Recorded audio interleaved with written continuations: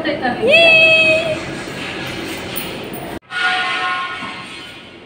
ಕಲಿತಾ ಇದೆಯಾ ಎಲ್ಲ ಒಳ್ಳೊಳ್ಳೇದು ಸ್ಕ್ರಾಚ್ ಆಗುತ್ತೆ ಕಲರು ಇದನ್ನು ಮಾಡ್ಬೇಕು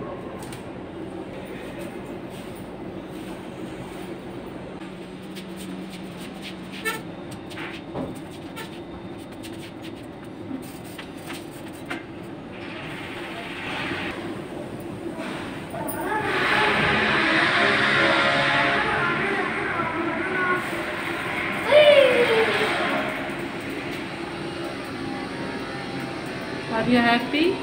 Nice.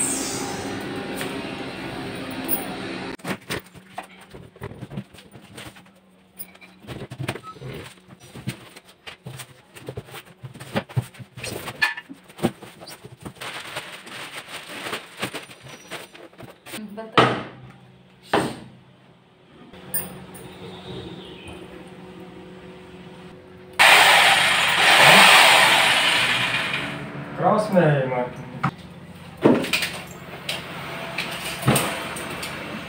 कितना है वहाँ पे इधर सामने बाहर बस लाइन खींच दो जैसा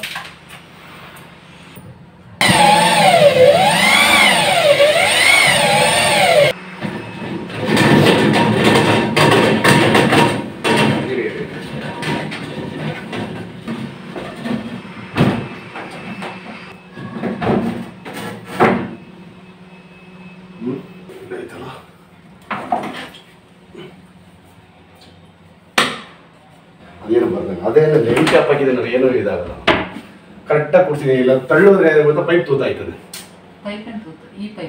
ಇದು ಇದೆಯಲ್ಲ ಆ ಪೈಪ್ ಅಲ್ಲ ಈ ಪೈಪ್ ಅದು ತಗಡಲ್ವ ಅಲ್ಯೂಮಿನಿಯಮು ಹಾಗಾಗಿ ಪ್ರೆಸರ್ ಮಾಡಿದ್ರೆ ಬರುತ್ತೆ ತೂತಾಗುತ್ತೆ ಏನಿಲ್ಲ ಒಂಚೂರು ಇದಾಗಕ್ಕೆ ಅರ್ಧಕ್ಕಿದೆ ಹೊರಗಡೆ ಕಾಣ್ತಿಲ್ಲ ಅಷ್ಟೇ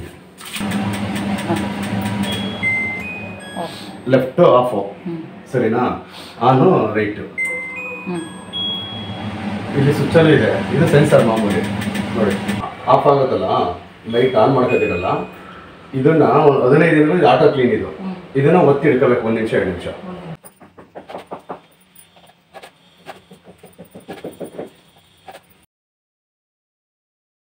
ನಾನು ಇಂಟೀರಿಯರ್ಗೆ ಮ್ಯಾಚ್ ಆಗಿರಲಿ ಅಂತ ಹೇಳಿ ಇಂಟೀರಿಯರ್ ನಮ್ಮದು ಡಾರ್ಕ್ ಗ್ರೇ ಮತ್ತು ಲೈಟ್ ಗ್ರೇ ಮ್ಯಾಚ್ ಆಗಿರಲಿ ಅಂತೇಳಿ ಸೋಫಾನು ಅದೇ ಕಲರೇ ತೊಗೊಂಡಿದ್ದೀನಿ ಮತ್ತು ಮಕ್ಕಳು ಗಲೀಜು ಮಾಡಿದ್ರು ಏನು ಕಾಣಲ್ಲ ಅಂತ ಹೇಳಿ ಸ್ವಲ್ಪ ಡಾರ್ಕೇ ಇರಲಿ ಅಂತ ಬನ್ನಿ ಬೇಗ ಅಡುಗೆ ಮಾಡಿಬಿಡೋಣ ಇವಾಗ ಬೇಳೆ ಬೇಯಿಸಿಟ್ಟಿದ್ದೀನಿ ನಾನು ಬೇಕು ಈಸಿ ಎಳಿಬೇಕಿದು ಅಷ್ಟರಲ್ಲಿ ನಾವು ಒಗ್ಗರಣೆ ಹಾಕೊಂಡ್ಬಿಡೋಣ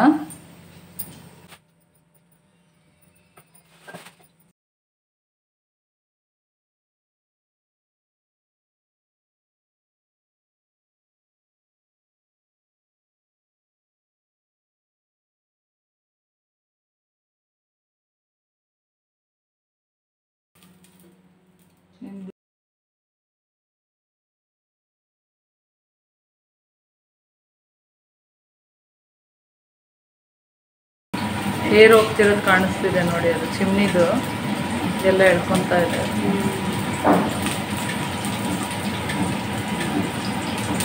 ಸ್ವಲ್ಪ ಎಣ್ಣೆ ಹಾಕ್ಬಿಟ್ಟು ಈರುಳ್ಳಿ ಸಾಸಿವೆ ಹಾಕಿ ಈರುಳ್ಳಿ ಹಾಕಿದ್ದೀನಿ ಕರಿಬೇವು ಸೊಪ್ಪಿದ್ರೆ ಹಾಕ್ಕೋಬೋದು ಕರಿಬೇವು ಸೊಪ್ಪು ಇಲ್ಲ ಇವಾಗ ನನ್ನ ಹತ್ರ ಕರಿಬೇವು ಸೊಪ್ಪು ಹಾಕಿದ್ರೆ ಚೆನ್ನಾಗಿರುತ್ತೆ ಸಾಂಬಾರು ಇಲ್ಲೆಲ್ಲ ಇನ್ನೂ ಕೆಲಸ ನಡೀತಾ ಇರೋದ್ರಿಂದ ಸೌಂಡ್ ಕೊಡ್ತಾ ಇರೋದೆಲ್ಲ ಸೌಂಡ್ ಕೇಳಿಸುತ್ತೆ ಒಂದು ಸ್ವಲ್ಪ ಒಂದು 5 ನಿಮಿಷ ಟೊಮೆಟೊ ಫ್ರೈ ಮಾಡ್ಕೊಳ್ಳೋಣ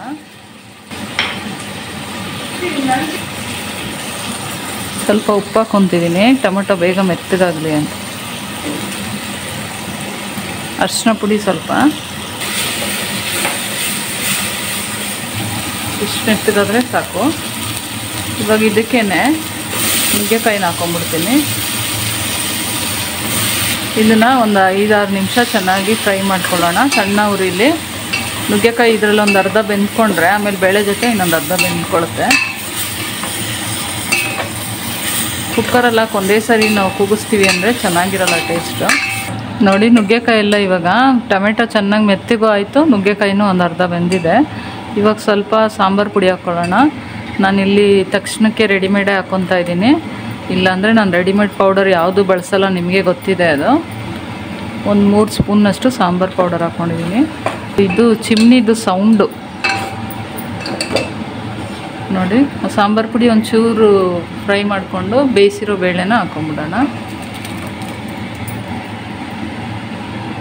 ಇದಕ್ಕೆ ಸ್ವಲ್ಪ ನೀರು ಹಾಕ್ಕೋಬೇಕು. ನೋಡ್ಕೊಳ್ಳಿ ಕನ್ಸಿಸ್ಟೆನ್ಸಿ ನಿಮಗೆ ತೆಳ್ಳಗೆ ಬೇಕಾ ಇಲ್ಲ ಗಟ್ಟಿಗೆ ಬೇಕಾ ಅಂತ. ಚೆನ್ನಾಗಿ ಮಿಕ್ಸ್ ಮಾಡ್ಕೊಳ್ಳೋಣ.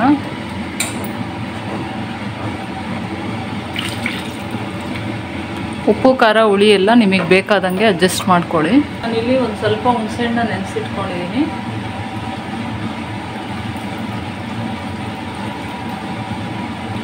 ಇಷ್ಟೇ ಇದು ಚೆನ್ನಾಗಿ ಕುದ್ಮೇಲೆ ಸಾಂಬಾರು ರೆಡಿ ಆಗುತ್ತೆ. ಒಂದು 5-10 ನಿಮಿಷಕ್ಕೆ ಆಗಿಬಿಡುತ್ತೆ ಸಾಂಬಾರಿದು. ಬೇಳೆ ಬೇಯಿಸಿಟ್ಕೊಂಡ್ರೆ ಬೇಗ ಆಗಿಬಿಡುತ್ತೆ. 2 ಲೋಟ ಅಕ್ಕಿನೂ ತೊಳೆದಿಟ್ಕೊಂಡ್ಬಿಟ್ಟಿದ್ದೀನಿ, ಅನ್ನನೂ ಆಗಿಬಿಡ್ಲಿ ಅಂತ. ಒಂದು 5-8 ನಿಮಿಷ ಕುದ್ರೆ ಸಾಕು ಇದು. ಏಕೆಂದರೆ ನುಗ್ಗೆಕಾಯಿ ನಾವು ಫಸ್ಟೇ ಬೇಯಿಸ್ಕೊಂಡಿದ್ದೀವಿ, ಬೇಳೆನೂ ಬೇಯಿಸ್ಕೊಂಡಿದ್ದೀವಿ. ಈ ಮಸಾಲೆ ಎಲ್ಲ ಹೊಂದ್ಕೊಂಡ್ರೆ ಸಾಕು. ಈ ಸಾಂಬಾರು ಕುದಿಯೋದ್ರೊಳಗೆ ನಾವು ಇನ್ನೊಂಚೂರು ಒಳಗಡೆ ಕೆಲಸ ನೋಡ್ಕೊಂಬಿಡೋಣ. ನೋಡಿ ಇಷ್ಟೆಲ್ಲ ಮಡಚಿಟ್ಟಿದ್ದೀನಿ.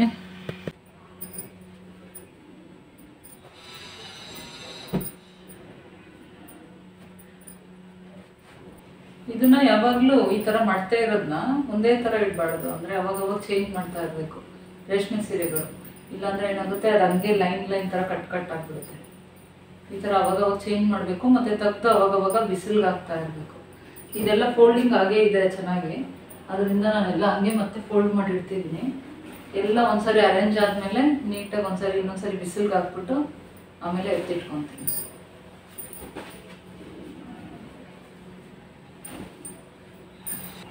ಇದೆಲ್ಲ ನನ್ನ ಮದುವೆ ಸೀರೆಗಳು.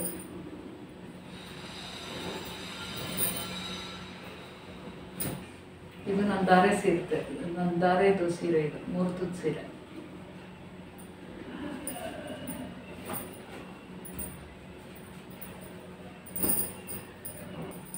ರೇಷ್ಮೆ ಸೀರೆಗಳನ್ನ ಒಂದು ವೈಟ್ ಬಟ್ಟೆಲಿ ಕಟ್ಟಿಟ್ರೆ ಒಳ್ಳೇದು.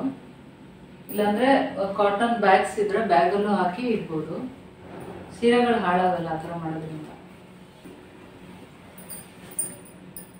ಇದು ನನ್ನ ಮಗಳದು ಲೆಹಂಗಾ.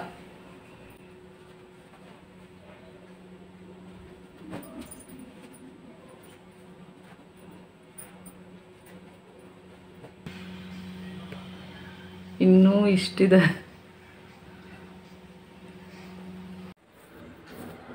ಅಷ್ಟೇ.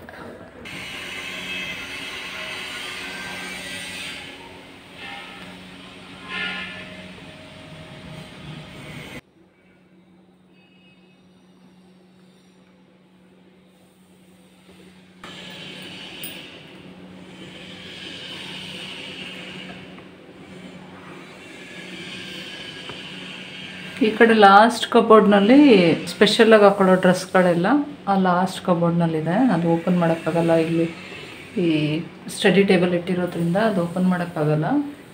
ಇದು ಮಕ್ಳಿಗೆ ಸ್ಟಡಿ ಟೇಬಲ್ ಅಂತ ಮಾಡಿಸಿದ್ದು. ಇದು ನಂದು ಕಂಪ್ಯೂಟರ್ ಟೇಬಲ್ಲು. ಕಂಪ್ಯೂಟರ್ ಟೇಬಲ್ಗೆ ಇದೊಂದು ಚೇರ್ ತೊಗೊಂಡಿದ್ದೀನಿ. ಎಡಿಟಿಂಗ್ ಮಾಡೋವಾಗ ತುಂಬ ಬೆನ್ನು ಬರುತ್ತೆ, ಅದಕ್ಕೆ ಈ ಚೇರ್ ಒಂದು ತೊಗೊಂಡಿದ್ದೀನಿ. ನಿಮಗೆ ಕಾರ್ಡ್ ತೋರಿಸಲೇ ಇಲ್ಲ ನಾನು. ಇನ್ನೂ ಬೆಡ್ ತೊಗೊಂಡಿಲ್ಲ, ಬಂಕರ್ ಕಾರ್ಡ್ ತೊಗೊಂಡಿದ್ದೀವಿ ಮಕ್ಕಳಿಗೆ.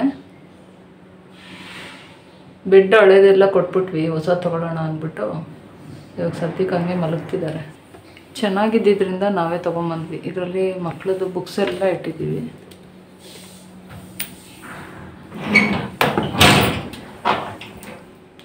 ಮಕ್ಕಳದು ಸ್ಟೇಷನರಿ ಏನೇನಿದೆ ಅದೆಲ್ಲ ಇದರಲ್ಲಿದೆ. ಇದು ಡ್ರೆಸ್ಸಿಂಗ್ ಟೇಬಲ್ಲು. ಇದು ರೆಡಿಮೇಡೇ ತೊಗೊಂಡಿದ್ದು.